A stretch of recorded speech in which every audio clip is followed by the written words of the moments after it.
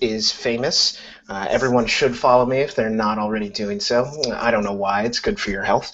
YouTube is just Respectability Films. Not only is that where those weird MLS videos are, that's where you'll see me put like my sketch videos up there, my weird live comedy stuff. That's where all that stuff goes. So follow those two things. Make it happen, and then hopefully I can do a job that's just me making other people laugh instead of working in sales. There it is, guys. Make it happen. Well, Jeff, thanks for joining us. Go get some sleep, buddy. Oh, God. Can you tell?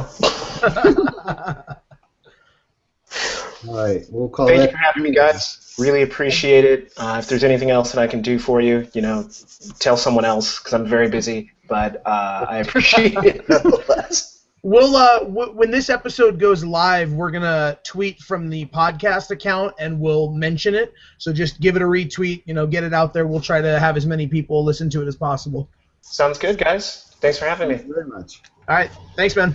See ya. There he goes. All right, how do you guys like that? That'll do. It was fun.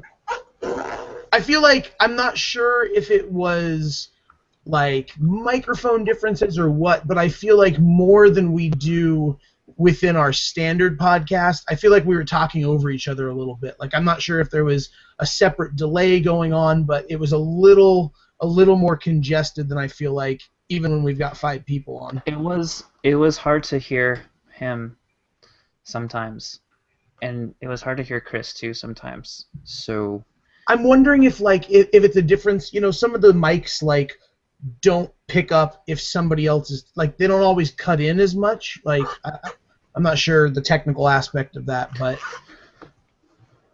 I don't know. It's really helpful. Sometimes I look away, I look at the notes or I look at a basketball game that's happening while we're recording the podcast, and excuse me. And if I look away, I tend to interrupt people more than if I'm looking at at you guys. Yeah, I found myself interrupting him a couple times where I thought he was going to have a break in his speech, and he was better at talking than we are. Right. And so he was able to keep on trucking through. So I did that a couple times. Yeah, agreed. What are we, Ian? Are we at MLS Podcast? @/MLS. I got it. Oh, you got it? Cool. Yeah. Cool.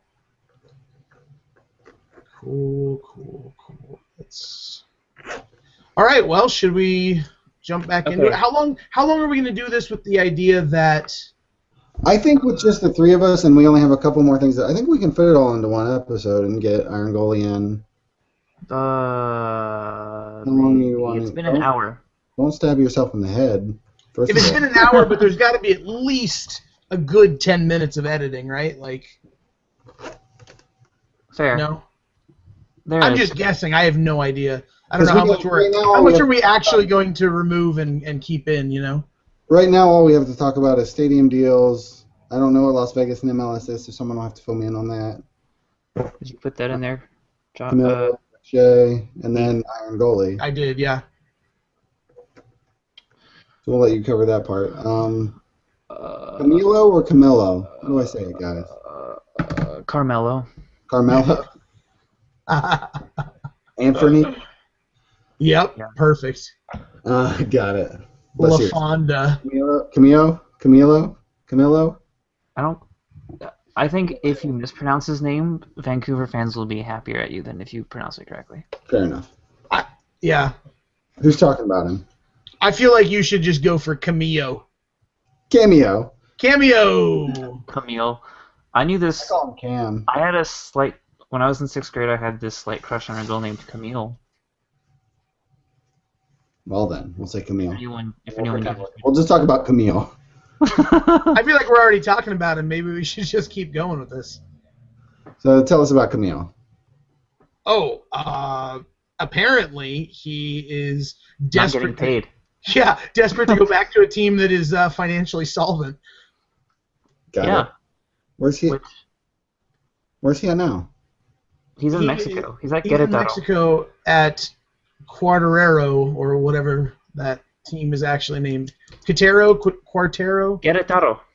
There you go. I don't follow Liga MX, obviously. Story. No, listen, the point is he's at a Mexican team who is not financially stable, haven't been paying their players, and he made an ill-advised jump to go to a team that couldn't pay him the promised money. So he's been talking, or any money, yeah. So he's been talking a lot about coming back, and I think more interesting than the storyline of is Vancouver interested. Are we doing the podcast right now? Yeah. That was a terrible intro to it. We cannot use that. We can always go back and throw it in. Well, yeah. Let's can we start like from the beginning and talk about it? Because we were really being weird going into this story before you actually got into the meat of it. It was weird. It's gonna be the weirdest thing that's ever happened. This is gonna be the best or worst podcast we've ever made. I'm happy with it so far, except for what just happened that I'm gonna make as we do. All right, Chris is making an executive decision. Let's start it up. I'm sorry. No, it was just like it was literally us talking about how to say his name, and that was the intro to it. And that's not. It's not great. It's not great. Ian likes to leave that stuff in. Not great. All right, and we also didn't like outro from the interview at all. From Jeff, yeah. Yeah. So let's outro. I think we can still get all this into one Let's second. do it. Let's power through it. And then we'll put some kind of like maybe 20-minute time limit on the Iron Goalie interview, and we should be good. Yeah. Because that one was about what, a half hour we did with him, and a half hour before that. Yeah, it's probably. I also don't know who else gonna be available tomorrow. We're going tomorrow. What time? After the DC game. I can try to come in and help some people. That helps. That wasn't my. That actually wasn't my decision. Iron Goalie's like, hey, should we do this after the DC game? I'm like, yeah, sure. Because I want to see the DC game too. And so, what time is the DC game? It's at 7, so it'll end at 9. I can probably be here. Wait, Okay. 9 Eastern? Yeah. Or 9 Mountain? Or what the fuck? Too many 9 Eastern. 9 Eastern. So it's done at 9 Eastern. 9 according to the time on MLSsoccer.com. So you're looking to go like 9:15, 9:30? I'm going to go at 9. Fuck. I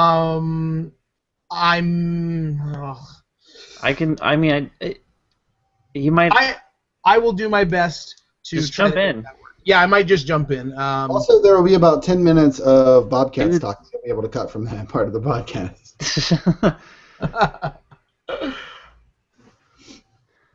All right. Okay, here's what's going to happen. Lay it on us. If we, since I have an awesome microphone now, if it's too long to put into one podcast, I'm gonna record separately a break and stuff. Okay. And then put it and edit it in there. Well, I think we should keep doing what we're doing right now. Yes. All right. Do we want to start with Camelo, or we want to start with stadium deals? Let's just go down the list. Fuck it. All right. Thank you, Jeff. We are back. We are coherent. No one knows what that means except for us, but we're having a blast. Let's talk about, so we have some movement on a lot of stadium deals right now. We have movement in D.C. We have movement in Miami. Do you guys think we're seeing a lot of positive progress? Ian, tell us a little bit about D.C. first of all. Because Here's the thing about the D.C. deal. It looks like they've accomplished exactly what they said they accomplished 10 months ago. Are they still looking at Buzzard Point for that? Oh yeah, it's going to happen at Buzzard Point or it's not going to happen anywhere. So 10 months ago they're like, yeah, we're going to make this deal. We're going to involve these people. We've already got preliminary agreements involved. And then they made that announcement and I posted in our unless I got a lot of upvotes. That's not really important to the story. What is important to the story is that basically nothing has happened in the last 10 months except for, the deal's still on. The only thing that is important, though, is that Mr. Vincent Gray, the current mayor of D.C., he's leaving. He's not going to be the mayor of D.C. In 2015. So it's on him to get it done. Because if he doesn't get it done, the next mayor is going to fuck it up, and then we won't ever have a stadium. So are we hearing any opposition to the stadium from potential mayoral candidates, or do we not? Yeah, we are. Yes, the one who's projected to win doesn't like it at all. Mostly because she's just trying to ride public opinion, because the National Stadium deal was pretty shitty, except the thing here is that DC is capping their financial involvement at $150 million on infrastructure improvements that would improve the area anyway. Doesn't this help the Nationals ballpark a little bit in its own way?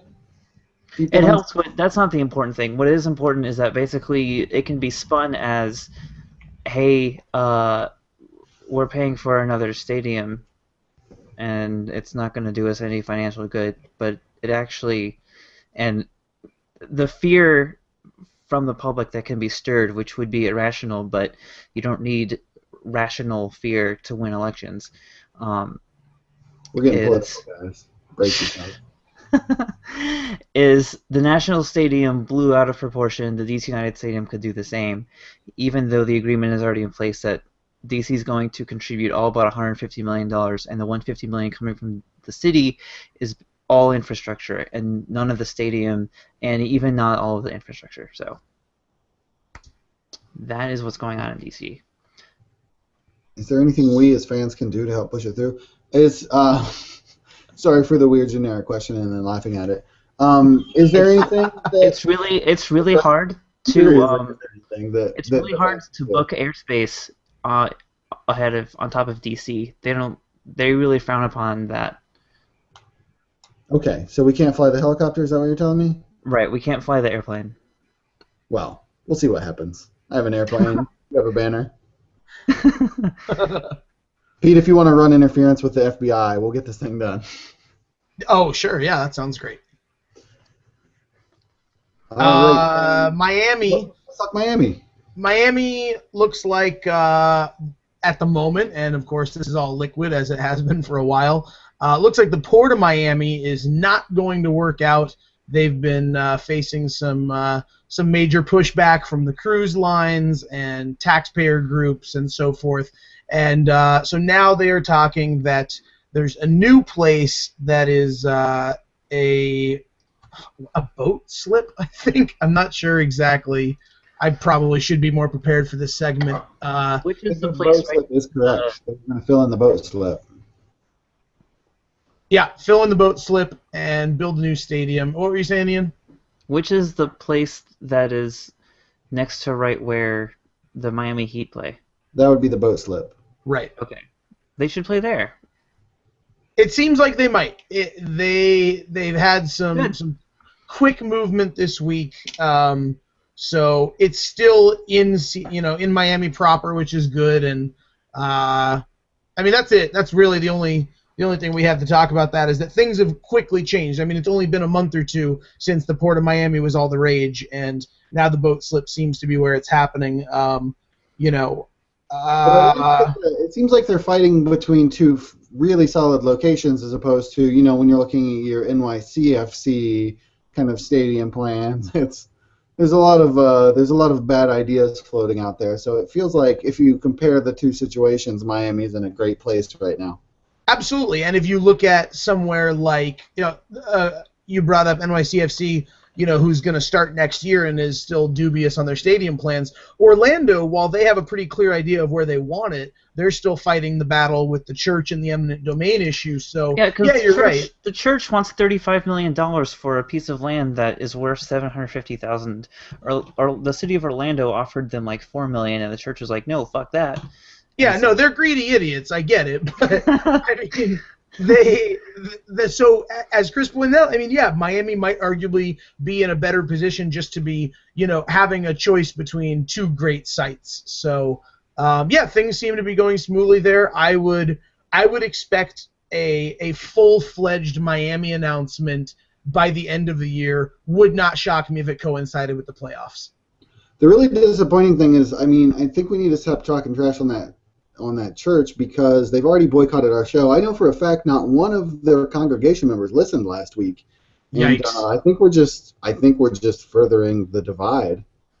Are you saying that we're losing listeners due to our firm stance against them? I wouldn't go that far, but we're definitely not gaining them. That's all I'm saying. Okay. And if you're neutral on a moving train, then you're going backwards. That's right. Now, all right.